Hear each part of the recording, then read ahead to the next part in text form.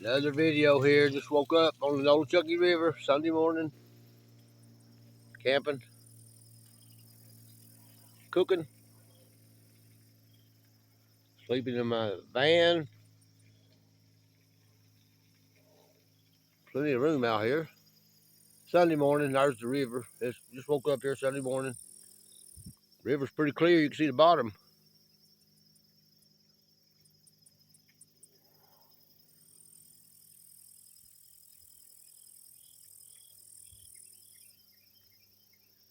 No, I didn't try any fishing. I just don't have any luck fishing. Make some pork chops and eggs. Put that tarp up for shade. I was in direct sunlight and put them wood up there to keep that tripod from turning over. Trying to hold my tarp up. The wind was blowing.